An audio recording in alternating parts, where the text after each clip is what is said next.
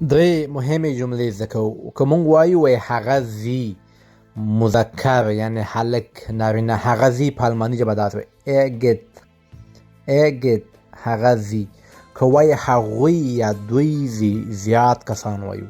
که مؤنث وي یا مذکر وي پروا نه کوي دواړو ته استفاده کوي وایي sie gehen ځکه راغلی چې دا مونږ سره پرسونال پرونامن پلورل مطلب زیات کسان دي. دوی ځي یا هغوی ځي.